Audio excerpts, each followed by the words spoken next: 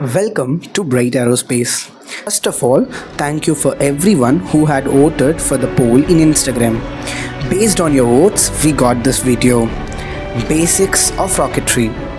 Basics of Rocketry is divided into airframe, propulsion, stability, and flight planning. Rocket propulsion. On this topic, we have posted a brief view on all type of engines which you can see over here on our Instagram page Bright Aerospace.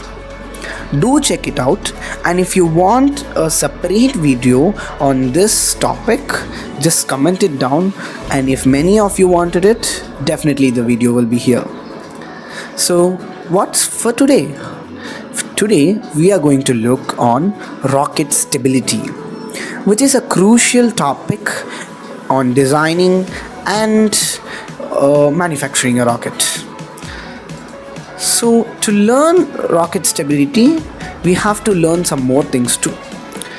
First, ascent phase. What is the ascent phase? Ascent phase is basically when the engine is on, which means the thrust will drive the rocket up. So you have to know what are the forces acts on a rocket during ascent phase. Thrust, which drives the rocket, drag and weight, which opposes the rocket. So these are the forces which acts on a rocket during ascent phase.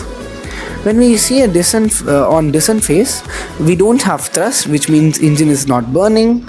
It's more like a free falling body. So only two forces, drag and weight, drives the rocket down. Then we have to know what's trajectory of a rocket. Every vehicle has to follow a path to move from point A to point B. The path followed by a rocket is called its trajectory. When you have a look over here, the white dotted line is the trajectory of this rocket, which means this rocket will follow this path to move from A to B. With all these learnings, let's get started. What is stability of a rocket? Before going to stability, we have to see what are the phases on a rocket. When the rocket is launched, the first phase is called powered flight, which means the engine is on, the thrust drives, and it goes up. The second phase is coasting phase. Here, the engine is off, but it still manages to reach certain height with the momentum which it has gained during powered flight. After reaching some point, the entire kinetic energy of the rocket gets zero, and it's now more like a free falling body, and the weight and drag drives this downwards. Here the descent phase comes. Descent phase is the phase where the recovery systems deploy and the rocket comes to the ground. So these are the phases of rocket. Now here comes the question, what's stability of a rocket? Stability of a rocket refers to the ability of the rocket to maintain its flight on its trajectory, even if it is disturbed or deviated from its trajectory. It should has the ability to self-correct itself back on its trajectory. Interesting, right? Let's see how this works. To know how we are going to actually achieve this stability, we have to see these three key terms. The first one is CG, center of gravity. The second one is CP, center of pressure. Then finally comes aerodynamic forces like drag and lift. Let's see each of this in detail. So what's center of gravity? It is the point where the rocket's entire weight is evenly distributed. I repeat, it's the point where the entire weight of the body is evenly distributed. This is really essential for a rocket to fly stably. Now the question comes, how to locate CG? To locate CG on a rocket, we have three methods: physical method, mathematical method, and a simulation method.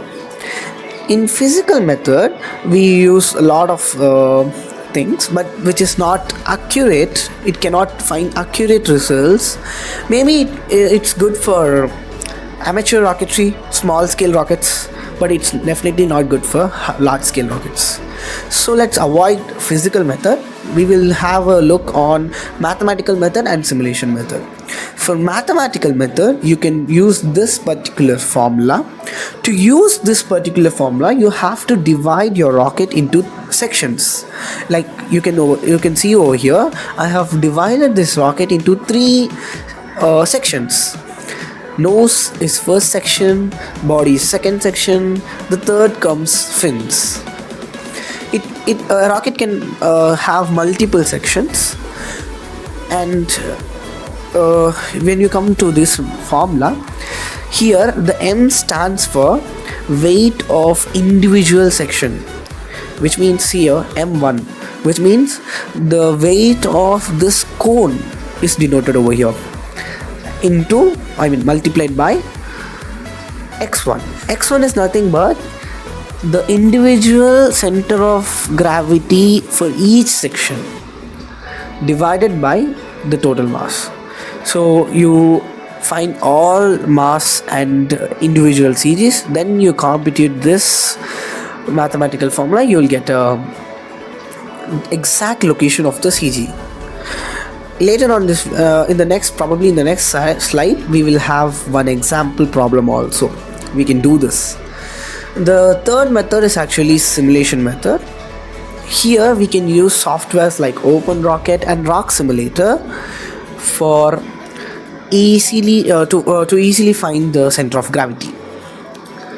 Here you just need to give the inputs like what is your diameter of the rocket, what's the length of the rocket, what's the mass of the rocket, things it will ask.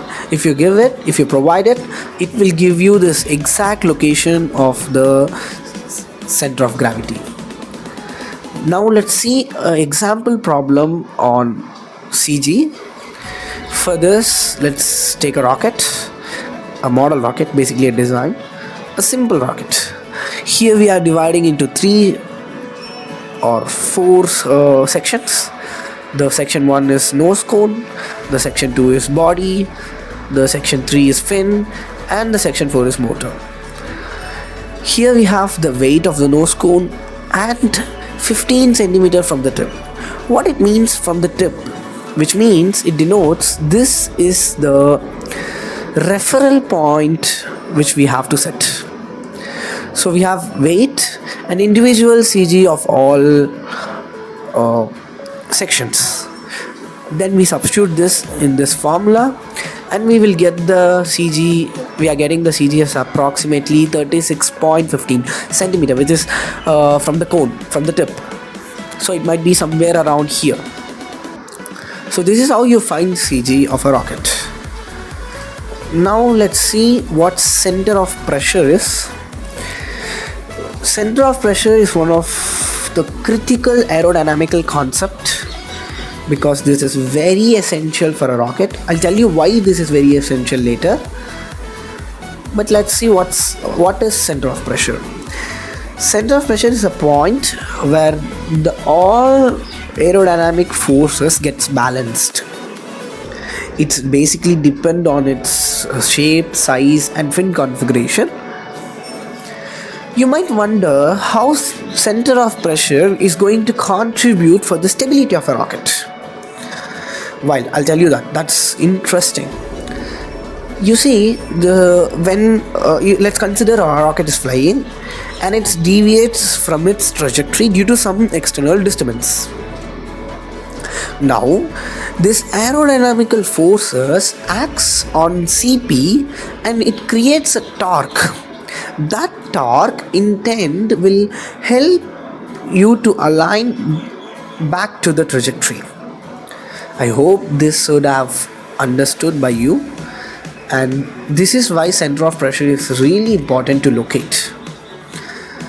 As usual, we don't have a physical method to find center of pressure. We have mathematical method and a simulation method.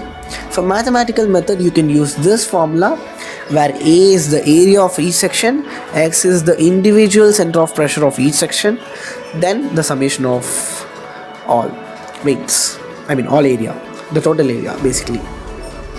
The second method is simulation method. Exactly the same softwares you can use to find center of pressure also. Exactly the same softwares like Rocket Sim and Open Rocket. We have another many more simulation softwares also can be used. Now the final one, which is aerodynamic forces. Two major aerodynamic forces are drag and lift. Let's see in detail each of these.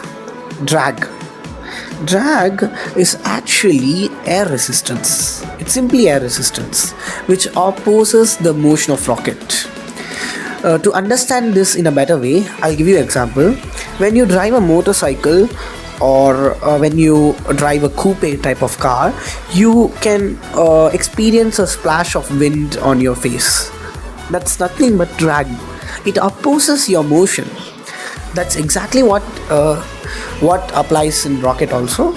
So this is called drag, and it's very essential to reduce the drag, because if drag is low, then we can reach high speeds. To find drag, we have to use this formula, where rho is air density, v is velocity of the rocket, cd is drag coefficient. Drag coefficient depends on the rocket shape and surface. And finally, the A is cross-sectional area. Now the second aerodynamic force, which is lift. It's basically a force that acts perpendicular to the direction of the motion. You can see over here is a rocket's trajectory. There is a rocket, and that's a lift acting perpendicular to the rocket. This lift highly contributes for the torque produced on the CP, which will help in stability, as I said before. Additionally, we have to know about dynamic pressure. What's dynamic pressure? When a rocket is in motion, pressure is exerted on the rocket by atmosphere. It's very essential to find the dynamic pressure while designing, so that the body can withstand that pressure. To find the dynamic pressure, it's simple formula. Rho is air density, v is velocity of the rocket.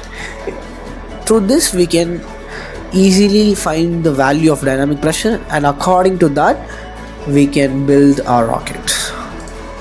Now we have to know 8 degrees of freedom of rocket. What it means? These are the directions which a rocket can move. Like in x-axis we have rolling. What's roll means? It's just like a screwdriver. It starts spins on its lateral axis. Then pitch actually lies on y-axis, which will help for up and down movement. Yaw is for sideways movement. So this is for your information, because we have to know how the rocket is going to fly.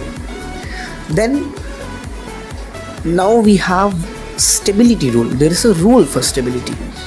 The center of gravity must be ahead of the CP. And the second rule is the distance between CG and CP should be at least 1 or 2 body diameters of the rocket.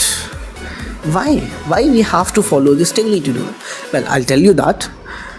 Because the CG should always be in front of CP, because if CG is not in front of CP, or the CP is ahead of CG, then the rocket is unstable, and when it gets deviated, it will crash. It will experience tumble effect. Or the distance between CG and CP is too low, then the rocket will fly straight, but it cannot self-correct itself. So we have to maintain this optimal state. The CG should be at front. The distance between CG and CP should be at least 1 or 2 body diameters of the rocket. I hope you understand why stability is really important. Then it's time we have to know how to achieve stability. To achieve stability, we have some tips over here. Like the first one, the CG should be forward. How we can get the CG at front? We can add weight to the nose cone, or we can design a heavier payload section, or we can shift the internal components like batteries, avionics and other stuffs towards the front so that the CG comes at front. To move CP at backward, it's completely based on fin, because the fin is the point where CP acts actually.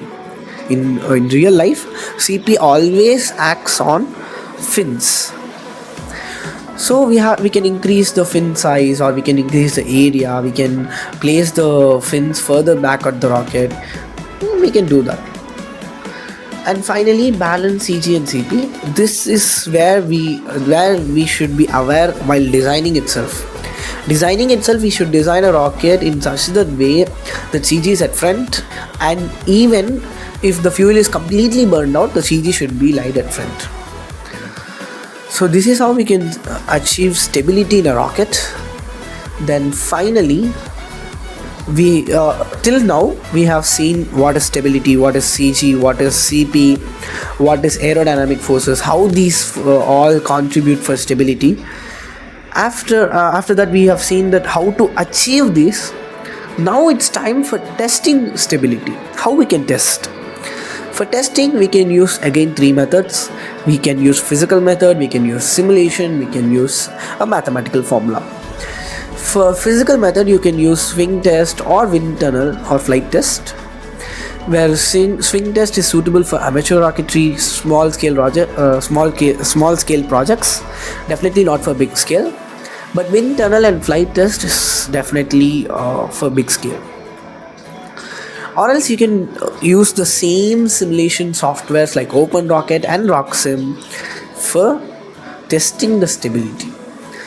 Or mathematically, you can use this formula, this static margin. It's called static margin, and if you substitute all the values over here, and the result should be between 1 to 2. If it is less than 1, like 0.5, 0.7, that means it's not stable, it's unstable. If it exceeds 2, 2.5 or 3, then the rocket is too stable, which means the rocket will fly straight but it cannot self-correct. The maneuverability of the rocket gets disturbed. So we have to maintain this optimal state, which means the static margin should lie between 1 and 2. So this is all for today. I hope we have learned a lot, and if you want this series to be continued, show your love and support on the comment section. The Instagram page and the PPT's link is on bio. Thank you for watching.